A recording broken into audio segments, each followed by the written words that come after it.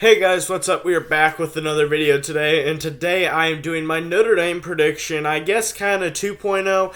I released one prediction previously, but that video did not do as good as I wanted, so I wanted to make sure I released one later on in August. If you want an in-depth analysis of the roster with my friend Statsheet Sports, go ahead and check out the previous video by clicking on the channel down below, but make sure that you watch this video all the way through.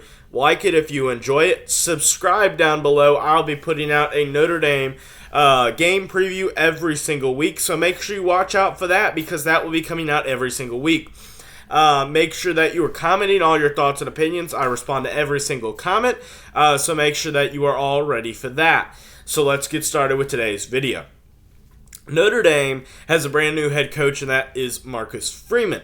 The reason why I point that out is because not only in his first ever game as head coach, though it was only kind of a half game because it was a bowl game and he just became coach and all of that jazz, Marcus Freeman played Oklahoma State, a tough loss there with a lot of competing factors and all sorts of stuff that unfortunately turned the tide against Notre Dame and led to an Oklahoma State victory with a score of 37-35. But here is the thing. It doesn't get any easier in game two. If not, I would say it gets harder. Notre Dame starts the season off against the Ohio State Buckeyes in the Horseshoe nonetheless. So Marcus Freeman has his first two games against top 10 opponents.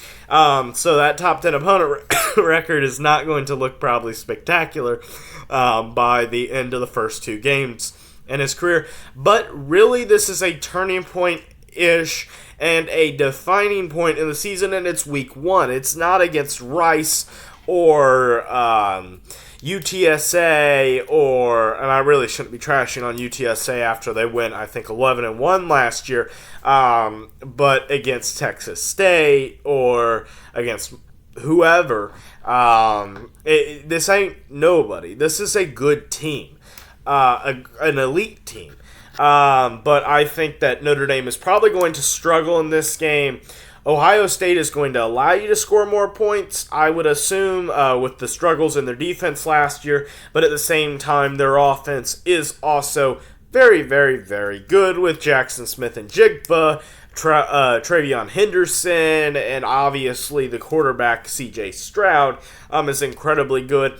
They have a solid offensive line. They lose their left tackle to the draft, and Nicholas Petit-Fried. I'm sure I'm saying that wrong, but I've tried. So I think you have a loss there starting week one. And this is really where the rubber meets the road, is in week two. Because, well, most people would expect a loss, and I'm not going to give Freeman too much harsh credit. If it's a blowout loss, it's going to really stink, and maybe I do. But really, it's not his fault entirely. It's only his first game really coaching in the regular season. And even though Ryan Day is not the most experienced coach in the world, he is still a decent coach and has an extremely talented roster. Then you have a home game, your first home game of the season, and that is against the Marshall Thundering Herd. This should not be too much of a test here. Marshall is a good team, and don't get me wrong, there's nothing wrong with them particularly, but they're not exactly on Notre Dame's level. So this should be a win. It shouldn't be too many issues. Marshall has a lot of solid pieces, but nothing that should particularly intimidate or make any particular problems. So then then they play another home game against Cal. Cal is almost worse than Marshall, I would say. I would say this game is easier than the Marshall game, yet Cal is a Power 5 opponent, but California is not a good team whatsoever. This game should actually be easier than Cal, in my opinion, so I think you get another win there. Then you have a road game against North Carolina. North Carolina loses Sam Howell. They don't have him this year, but they have a new quarterback, most likely going to be Luke May. But that battle I don't think has been finalized, so it may be a different quarterback by the Notre Dame game, depending on how that quarterback battle searches out. Um, but I think that this is a win here. You still have Josh Downs. He's a great wide receiver. You have some good pieces, but I think the problem is Notre Dame has some good pieces and North Carolina has less good pieces. Notre Dame's defense is going to probably be on the more elite side, top 10, maybe top 5, depending on how good Al Golden is, whether they decide to screw up the same way that Mike Elston did in the Oklahoma State game. How does Freeman's coaching skills kind of develop? All of those questions are really there, and that is going to be shined in the first kind of true matchup that it isn't a top 3 level school. Right now, Ohio State is second in the coaching polls as I am recording this video, but the AP poll has not come out yet. Then you have a bye week, and then you play one of their most interesting games of the season, and that's against BYU in Las Vegas. I expect this to be a 50-50 crowd. I know that BYU is in the state of Utah, but the problem is that Notre Dame travels extremely well. I went to a Duke game a couple of years ago against Notre Dame, and the crowd was 50-50, which didn't really surprise me because I know Notre Dame traveled well. So they definitely, if it's a neutral site, I would not be surprised if it's 50-50 and the crowd does not make too much of a difference one way or another. And plus, you played at the Horseshoe in week 1, so you really shouldn't have too many issues. But I think that this game is not going to be an easy one. It's another test of your talent. This one is probably, I think, the 3rd toughest game on your schedule, maybe the 4th toughest, depending on how good USC is by the end of the year. Plus, that game is on the road in the Coliseum. That's not going to be a tough game or a tough environment. That's definitely going to be a tough environment and not an easy team. So I think that Notre Dame comes away with the victory here, but it is going to be a tough one and it's going to be a hard-fought one, and I think that this is a defining point in the Freeman era as he gets his first big win of the season on a roadish setting.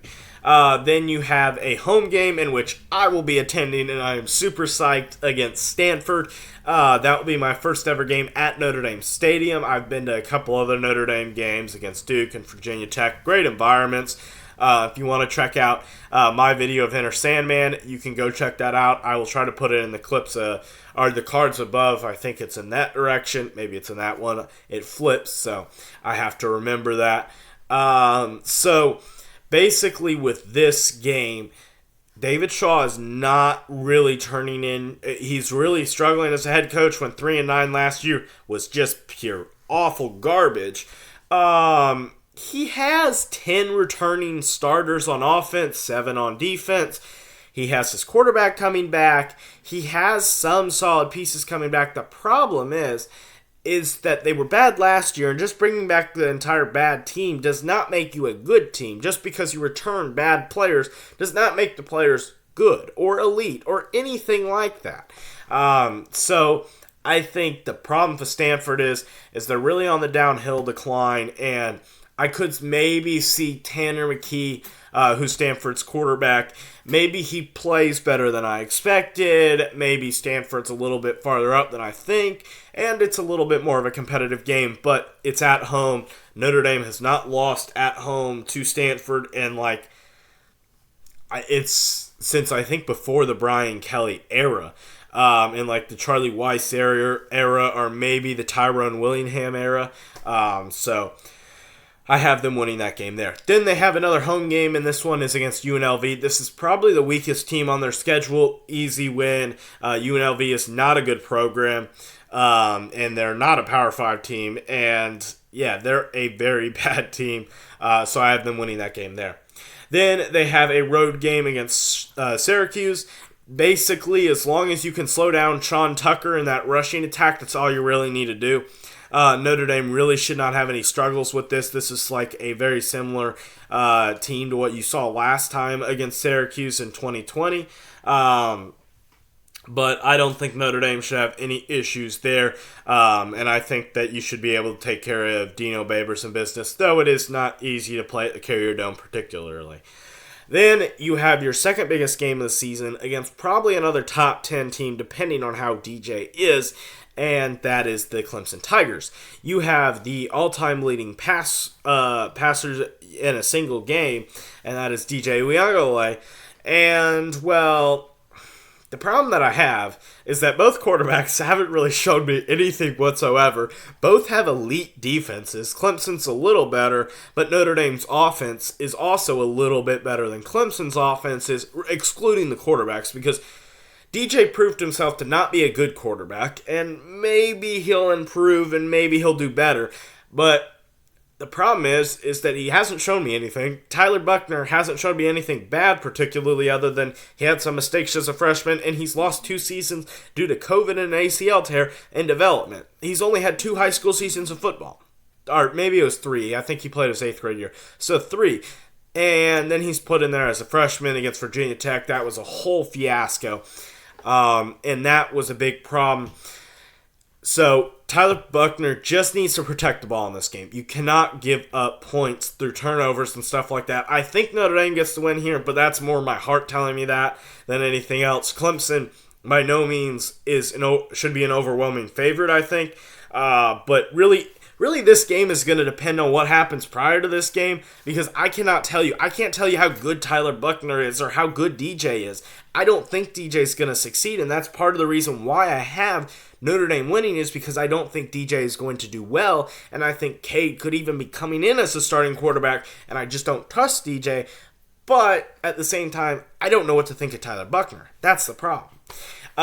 Then you have a home game against Navy. This is an easy win. I think that Navy is not the easiest game or the easiest game on the schedule, but it is also not the toughest game on the schedule, because you're playing the triple option. That is so annoying. It is going to probably be a closer game than I want it to, and it's probably going to annoy me for about 2.5 quarters, and then we'll hopefully pull away. That's my hope. It would be nice if we pulled away in the first quarter, but I highly doubt that happens, knowing Notre Dame. Then you have a home game against Boston College. This is Phil Jacobic's homecoming game. And, well, Boston College struggled a lot last year. Yes, they didn't have Phil Jacobic, but here's the problem. Zay Flowers and Phil Jacobic are both great. They lost a lot of their offensive line, and I really don't know if they can replace it. And, well, Boston College just does not beat Notre Dame. And yes, I knew it's a new regime and a new coach and everything like that, but Boston College has got to show me something if I think they're going to beat Notre Dame. Notre Dame just simply has more talent, and that's the main reason for picking them. Then you have a road game against your rival Trojans. And, well, here's the problem I have with picking Lincoln Riley and the Trojans. I hate Lincoln Riley and I hate the Trojans, period. That's part of the reason. The other problem is that they still have yet to fix the 2 things that USC was bad at. Offensive line play and defensive line play. They have 1 star pass rusher, and that is it. I'm not even going to try to it's Corey Foreman. I was thinking of the guy at Ohio State, JT, whatever his name is. I'm not even going to try. Corey Foreman. That is it, and then your offensive line sucks. Yes, they have Jordan Addison, and yes, they have Caleb Williams, and yes, they have Troy Dye, and they have other pieces. But here's the problem. When you don't have an offensive line to protect you, you're going to achieve absolutely nothing in sports. And as a Notre Dame fan, I found that out pretty easily when we play Alabama and Clemson in those 2 playoff games, or when you play Georgia or stuff like that. When your offensive line sucks, it's really hard to win those games. And, well, USC is still yet to improve that. USC has had great quarterback play, a.k.a. Sam Darnold. Last time Sam Darnold played Notre Dame, it was 49-14. Just a reminder.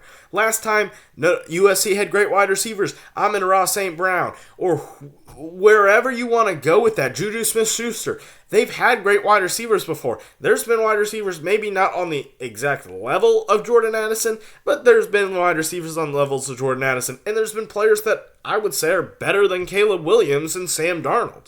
That's not the problem at USC. It's depth, which they don't have, and it's offensive line play in the trenches, and they still don't have that. So if you want me to continue to argue and to point out the facts that USC is still not changed, not yet, maybe they will, but right now, USC is not better than Notre Dame. That's it. We're going to keep this under 15 minutes. Make sure you hit the 2 videos down below. Hit the subscribe button up here. And as always, have a great day. Bye.